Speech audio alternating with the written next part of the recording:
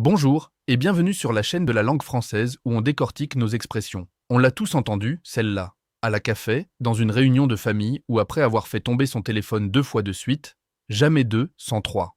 C'est le genre de phrase qui surgit sans prévenir, avec ce petit air fataliste, comme si le destin lui-même s'était abonné à une formule mathématique bien précise.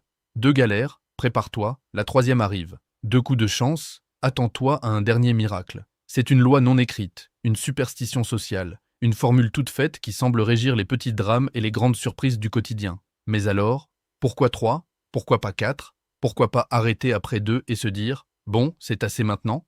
Eh bien, c'est là que ça devient intéressant. D'abord, il faut comprendre que dans l'imaginaire collectif, le chiffre 3, c'est un peu le VIP des nombres. Depuis l'Antiquité, il est considéré comme parfait. Il symbolise l'équilibre, la complétude, début, milieu, fin, corps, âme, esprit. Ou encore, dans un registre plus gourmand, entrée, plat, dessert. C'est un chiffre qui rassure, qui boucle la boucle, et dans la langue française, il ne manque pas d'exemples, les 3 mousquetaires, les 3 petits cochons, les 3 vœux, même les bonnes blagues aiment le 3. C'est un Français, un Allemand et un Belge. Mais revenons à notre expression. Dire « jamais 2 sans 3 », c'est suggérer que ce qui commence à se répéter 2 fois a toutes les chances de revenir une troisième. C'est une forme de prophétie autoréalisatrice. On guette le troisième événement comme on attend l'orage après 2 coups de tonnerre. Et puis, il y a cette histoire, moins connue, plus sombre. Une hypothèse qui nous plonge dans les tranchées de la guerre, à une époque où allumer une simple cigarette pouvait coûter la vie.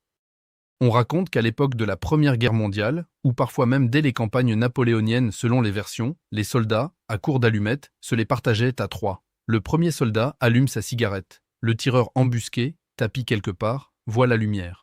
Le deuxième soldat s'allume à son tour, et là, le tireur ajuste sa visée. Le troisième, lui, n'a pas le temps de tirer une bouffée, il est abattu. 3 gestes, 3 étapes, et une malédiction. Jamais 2 sans 3, une superstition guerrière née d'une logique tragiquement efficace. Même si cette origine n'est pas formellement prouvée par les historiens, elle a marqué les esprits. Elle donne à l'expression un parfum de destin cruel et inévitable. Et elle renforce cette petite voix dans notre tête qui nous dit « Si ça s'est produit 2 fois, attends-toi au pire ou au meilleur ». Mais au fond, ce qui rend jamais 203 aussi populaire, c'est son élasticité, elle s'adapte à tout. Tu rates 2 trains de suite, attention au troisième, tu as eu 2 promotions en un an, pourquoi pas une troisième? C'est une phrase passe-partout, une prophétie de poche, une baguette magique pour les optimistes, ou une alarme pour les superstitieux. Alors, la prochaine fois que tu entends quelqu'un lâcher un petit « jamais 203 », pose-toi cette question. Est-ce une prédiction? Une malédiction? Ou juste une manière élégante de dire qu'on n'est jamais à l'abri de la suite?